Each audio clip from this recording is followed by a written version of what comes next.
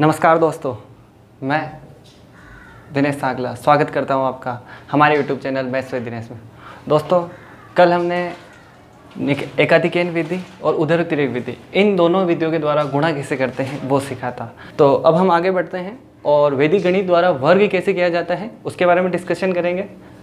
वर्ग, स्क्वायर, तो जनरली हमें नॉर्मली दिया जाए स्क्वायर, तो स्क्वायर हम नॉर्मली करना आता है। जो संख्या दी हो उसको उसी संख्या से गुणा करना, उसे बोलते हैं वर्ग। तो अब वैदिक विधियों द्वारा कैसे किया जाता है, तो उसमें सबसे पहले हम पढ़ेंगे एकाधिकेन विधि। बहुत इंपॉर्टेंट है और सबसे शॉर्ट मेथड है इसका। तो पहले पढ़ेंगे हम एकाधिकेन विधि।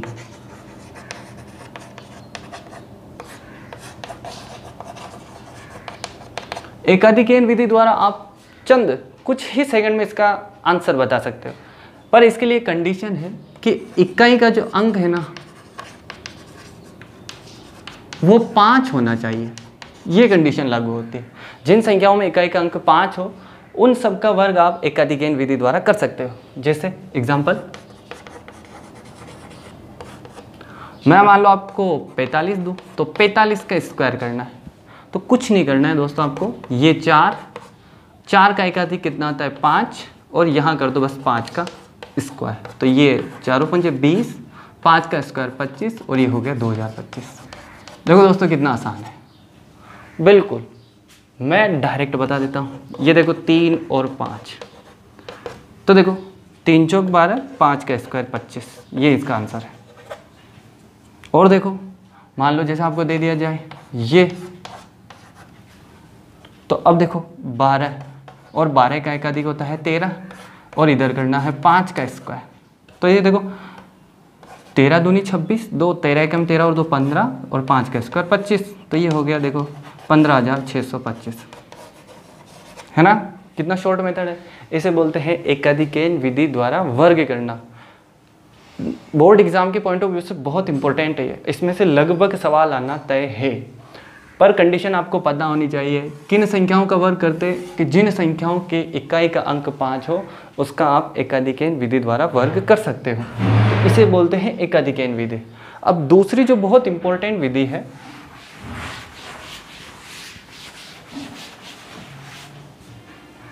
दूसरी जो विधि है वो है निखिलम विधि। दोस्तों दूसरी जो विधि है वो है निखिलम विधि। अब निखिलम विधि के लिए आपको सूत्र याद रख लो तो बहुत अच्छी बात है। उसके लिए आपको सूत्र ये याद रखना है कि संख्या प्लस विचलन, और दूसरी ओर आपको करना है विचलन का स्क्वायर। बस ये शॉर्ट मेथड हो गया। जैसे मैं आपको 103 का स्क्वायर करना हो, तो 103 के लिए आपको पता है कि आधार कितना है, तो हमें पता है कि ये तो 100 के लगभग है, मतलब आधार कितना हो गया 100 हो गया। अब अगर हम विचलन निकालें तो विचलन कितना हो जाएगा, 103 में से 100 माइनस कर दो, तो ये तो +3 विचलन हो गया।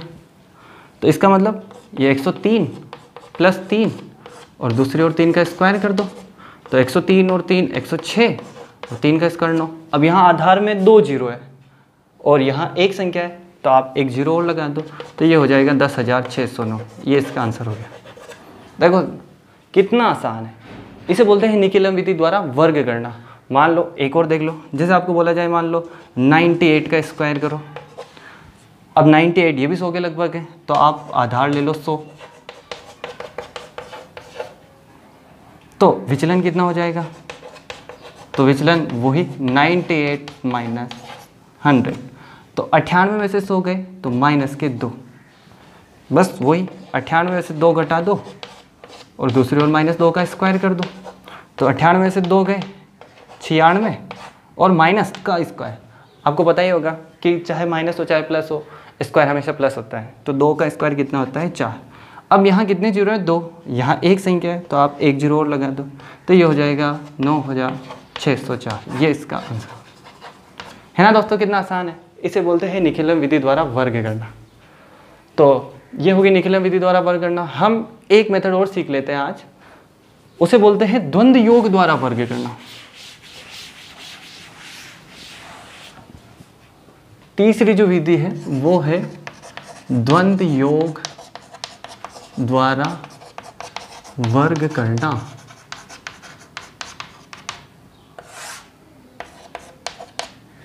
दोस्तों द्वंद्व योग मैं 3 विधियां बता रहा हूँ। एक अधिकरण विधि, उसके द्वारा वर्ग सीख लिया। निखिलन विधि, उसके द्वारा भी वर्ग सीख लिया। तीसरी है द्वंद्व योग द्वारा वर्ग करना, और इन तीनों में से लगभग एक मेथड बोर्ड एग्जाम में आएगा पक्का। तो द्वंद्व योग द्वारा वर्ग करना, इसमें क्या है, इसमें हमें पहले संख्याओं का द्वंद्व करना सीखना है। तो जब भी मान लो कोई आप एक संख्या का द्वंद्व करो,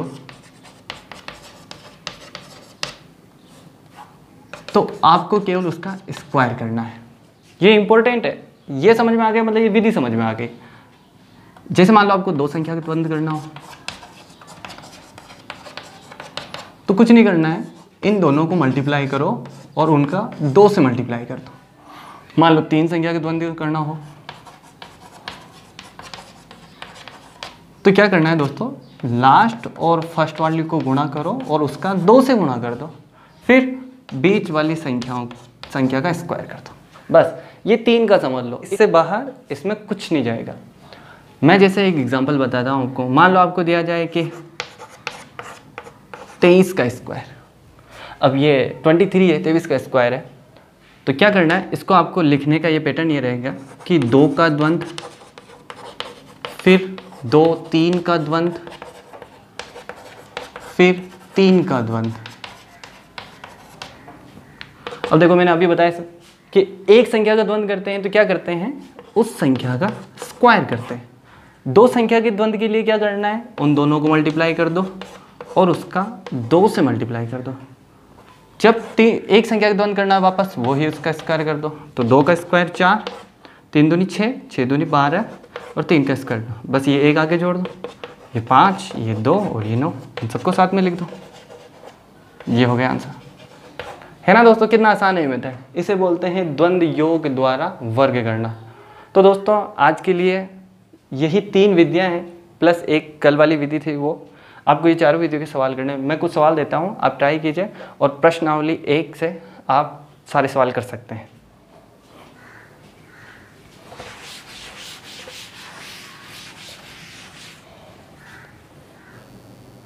तो दोस्तों ये कुछ सवाल है, ये आपको ट्राई करने, इससे कम्प्लीटली ये तीनों मेथड आपको समझ में आ जाएंगे।